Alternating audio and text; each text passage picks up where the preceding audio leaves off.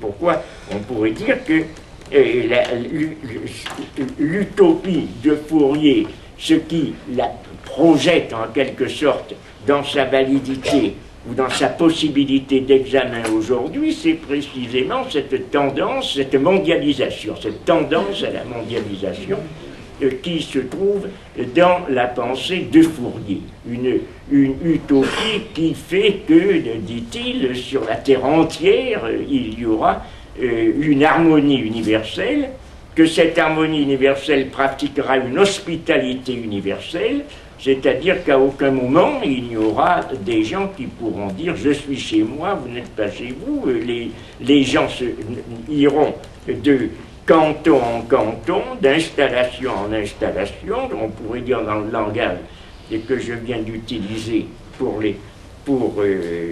après 68, de communauté en communauté, toujours ils seront reçus, ils seront en quelque sorte chez eux, ils seront visiteurs, mais comme le dit Fourier, il y aura une utopie pratiquant, une société pratiquant une hospitalité universelle. C'est ce qui caractérise, je crois, cette utopie par rapport aux autres.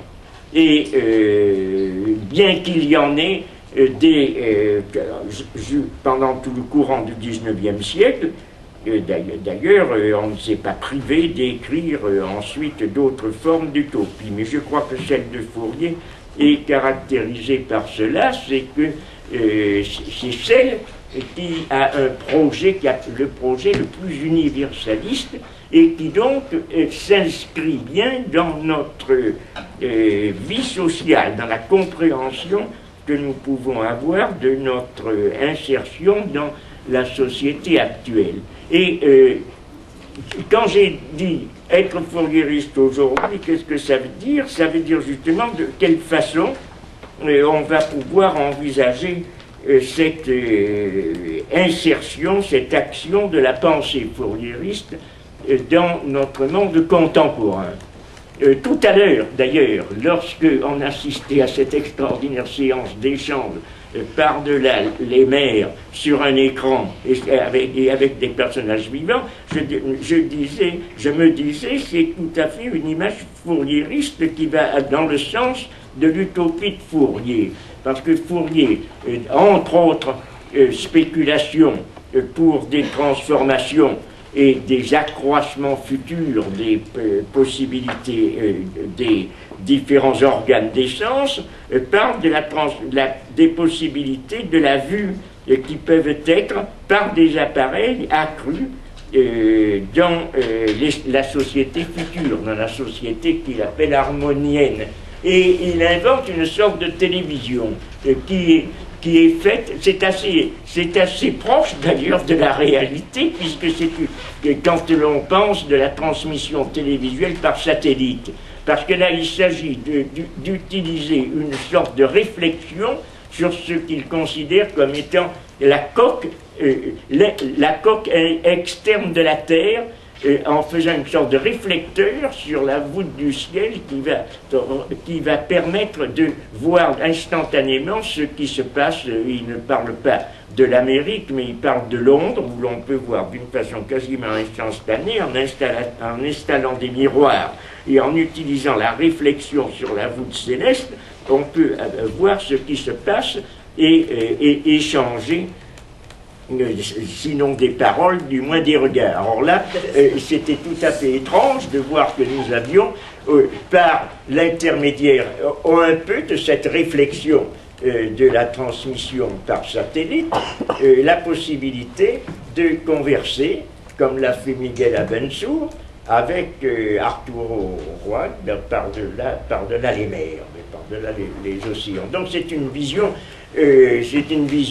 fourriériste, mais on ne peut pas limiter ce qui a été fait souvent dans les ouvrages qui disent l'actualité de Fourier. Bon, c'est très juste, il a inventé ou prévu beaucoup de choses, plus ou moins bien, d'ailleurs plus ou moins exactement adaptées et ressemblant à ce que l'on a fait ensuite, mais il a prévu beaucoup de choses dans la transformation des transports, la transformation, alors ce qui est plus important, des institutions et de la pédagogie dans ce qui concerne j'y reviendrai tout à l'heure, dans ce qui concerne la pédagogie enfantine, mais je pense que l'on peut, pour être bref, parler de 3 plans sur lesquels on peut être intéressé par la pensée de Fourier aujourd'hui et la rendre active. Premièrement, c'est celui-là, dont je viens de parler, c'est-à-dire le fait qu'on ne se contente pas de penser une transformation sociale en pensant aux politiques, c'est-à-dire aux instances politiques, aux institutions politiques, aux élections, etc. Mais on pense à ce qu'il appelle le domestique. Le domestique, qu'est-ce que c'est? C'est rejeté en général du côté soit de l'économie, soit de la vie privée. Bon, l'économie, c'est bien du domestique, si l'on veut, puisque c'est quelque chose qui s'occupe de la vie, de la subsistance de la maison, mais ça ne se limite pas non plus à la maison. Le domestique, ça serait une économie qui serait une économie familiale, une économie qui serait faite à l'intérieur de la consommation familiale. Alors c'est à partir de cette consommation et de cette distribution, de cette dispersion et de ce gaspillage qui existe dans l'isolement des individus, l'isolement ou la formation de groupes restreints, comme dans les ménages, de la consommation familiale, que Fourier voit la base même de sa possibilité d'un monde associatif. Une réforme, et il écrit à peu près, une simple réforme domestique viendra à bout de toutes les difficultés, de tous les problèmes politiques. Bon, je laisse ça en suspens, je vais y revenir. Le second point, c'est un point qui est important, qui est impliqué un peu dans celui-ci, mais qu'il est difficile d'expliciter très rapidement, c'est la conception du réel. Bon, qui concerne d'ailleurs exactement la différence entre le réel et l'utopique, ou l'utopique et le scientifique, ou le réel et l'imaginaire. C'est que l'utopie considère, Fourier ne se considère pas lui-même comme utopique, c'est-à-dire qu'il ne se considère pas comme irréaliste. Son utopie consiste au contraire à aller vers la réalité, une réalité qui est voilée, qui est déformée, qui est obscurcie et rendue insaisissable par les illusions, par le recouvrement des idées, des institutions, des préjugés de la société, de la civilisation actuelle. Et il faut aller vers une réalité qui, elle, est un peu, comme disaient à un certain moment les phénoménologues, correspond aux choses elles-mêmes. Les choses elles-mêmes qui sont données par les sens, qui sont essentiellement d'ordre affectif, d'ordre passionnel, qui sont les ressorts qui font agir, qui sont les motifs réels des actions, décaper toute cette réalité artificielle recouverte d'idées et de préjugés et de croyances, aller à la réalité. C'est en cela que consiste l'analyse passionnelle de Fourier. Il y a une sorte de retournement, lorsqu'il dit plusieurs expressions peuvent exprimer cela, comme par exemple l'écart absolu avec les pensées ou la société actuelle, ou alors retourner au principe même du mouvement qui est semblable dans le domaine des passions au mouvement matériel, c'est-à-dire qui est fondé sur une attraction qui est semblable à l'attraction des corps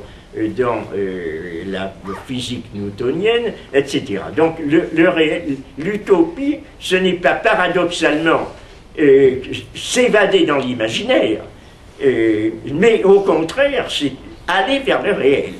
Et il y a cette unité qui est tout à fait fondamentale chez Fourier.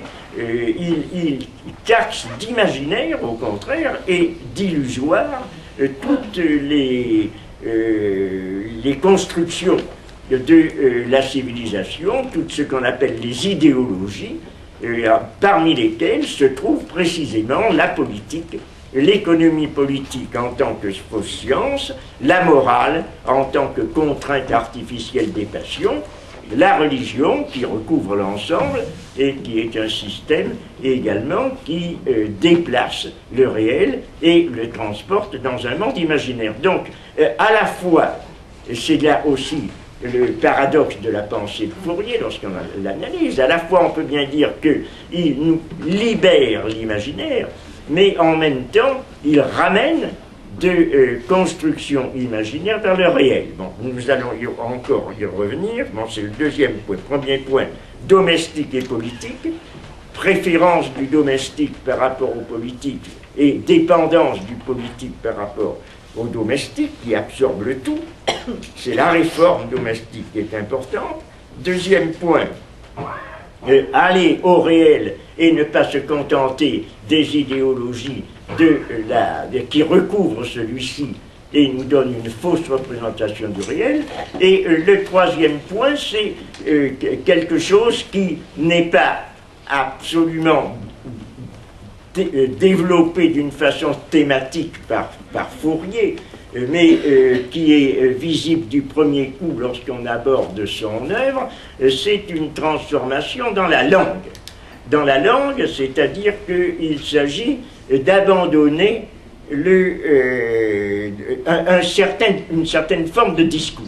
Une certaine forme de discours qui est liée aux politiques. On parle très souvent, et à juste titre, de la langue de bois du politique, qui fausse justement le réel, et qui également est lié à un certain nombre d'expressions qui se transforment dans le domaine, dans le langage courant et dans la vie courante, en véritables mots d'ordre qui empêchent d'atteindre la réalité, qui s'imposent dès l'enfance, et tandis que le langage le langage de l'utopie est au contraire une libération par rapport à ce langage, ce qui fait la façon dont les surréalistes ont monté, ont adopté immédiatement Fourier, en particulier Breton, justement par cette distance qu'il y avait dans le langage de Fourier, dans la façon qu'il a de nommer les choses, de construire ces descriptions qui est sans aucune commune mesure avec